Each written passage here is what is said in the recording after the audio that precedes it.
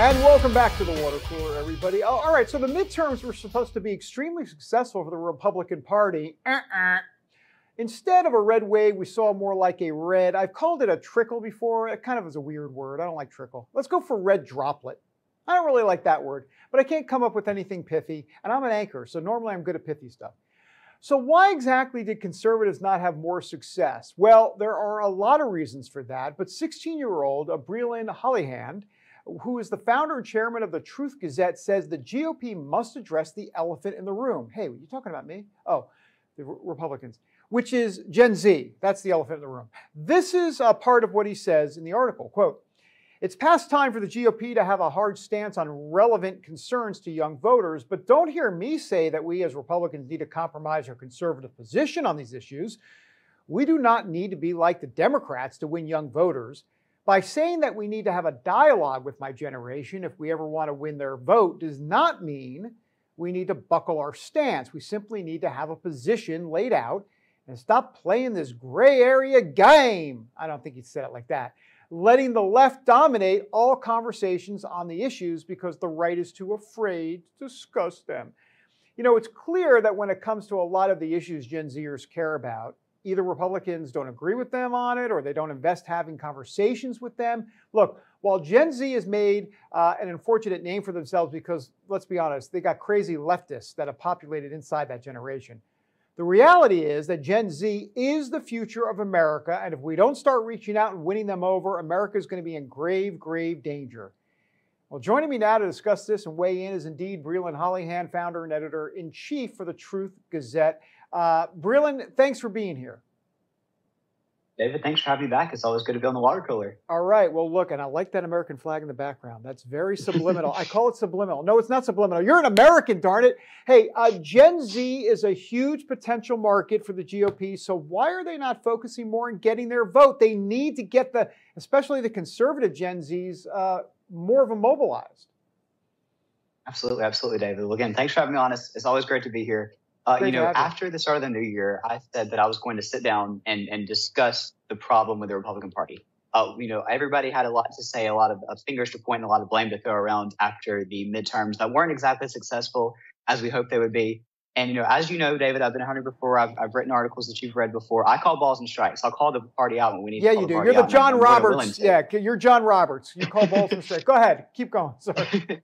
Yeah. So I saw this as the greatest problem facing the party right now. There's this drama between Trump and DeSantis. There's all this inter-party fighting and drama like that. That's not the problem we need to be looking at heading into 2024. First of all, let's just go ahead and address the fact that we're right smack dab in the middle of the 2024 primary season, whether we want to or not. Trump's running. DeSantis might be entering the race soon. We've got Nikki Haley looking at entering. We're smack dab in the middle of the primary season. So it's time to address where we fell short in the midterms in 2022. And I believe that is the lack of youth engagement for Gen Z, my generation.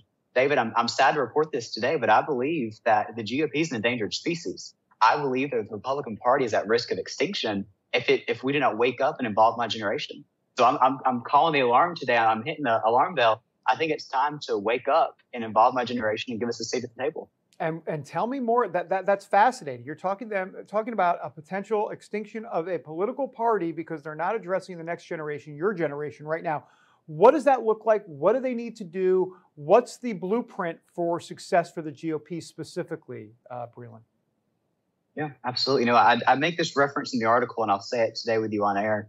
When you look at an old church and with a more majority elderly population in that church, once that generation dies, typically the church dies with it because you don't involve, the young people. We don't have a strong youth program, a strong children's program, whatever the church may be. Well, that's what's going to happen to the Republican Party if we don't involve my generation.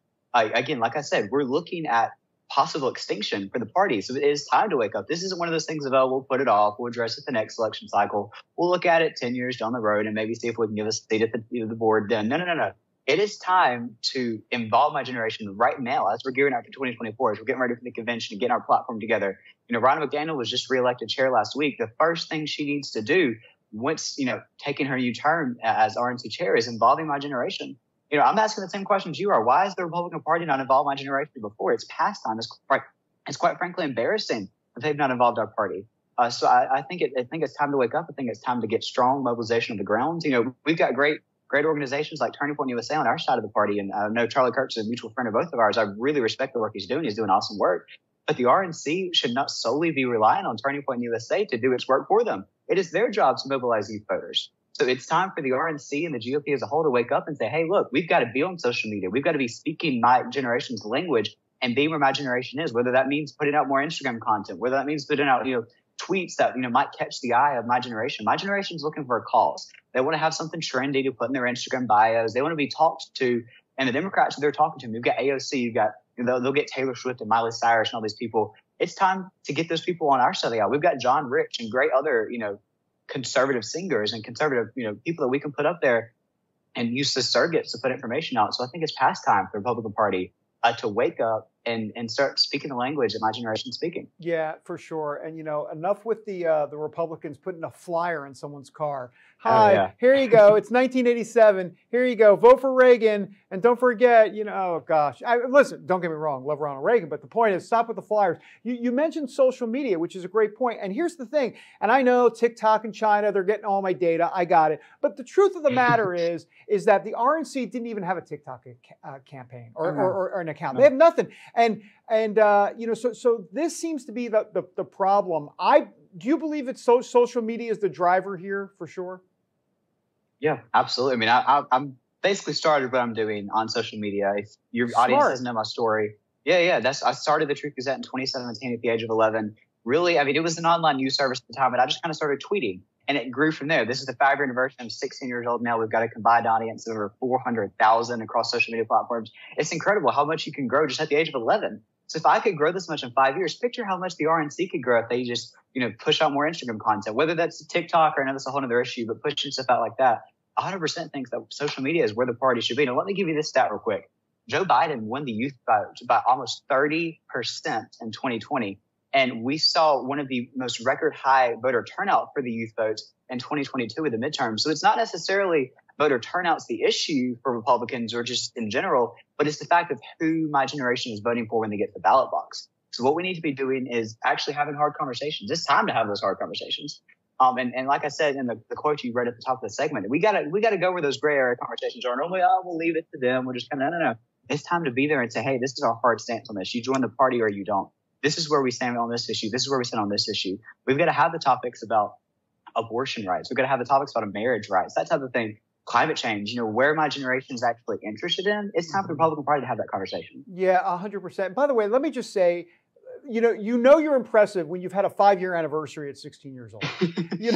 When you were 11 years old, look, at 11 years old, I was watching Bugs Bunny reruns or Tom and Jerry. I mean, that's what I was doing. And I was like, oh, okay, the New York Knicks are on tonight. I think I'll watch that and get like a pint of ice cream. That's what I was doing at 11. You've got your 5-year anniversary. God bless you. All right. Hey, before we let you go, what does the future of America and the Republican Party look like if they're unable to win over the youth vote? Because you mentioned extinction. I mean, do you really believe that this party, what is the Gen Z, what do they do? Where do they go? They're not going to go to the Democrats. So what does the terrain look like at that point?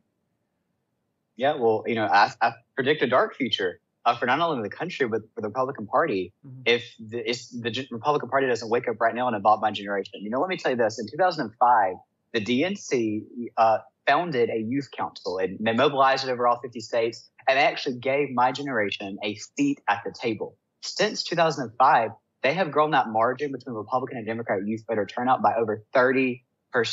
Okay. So if it worked for the Democrats back in 2005, it's embarrassing that the RNC hasn't done the same. Since 2005, it's 2023. We got to wake up and do this. Yep. So like I said, Ronna McDaniel got elected last week. The first order of business when she gets back in office is found some type of, RNC, Republican Youth Advisory Council, come together, give my generation a voice, because if not, I predict a dark future ahead. Like I said, our party's at risk of extinction if we don't involve our generation. Yeah, for sure. And as I get older, I'm at a risk of extinction, FYI. I appreciate you. By the way, where can people go get more information? I got about 10 seconds or so with your stuff.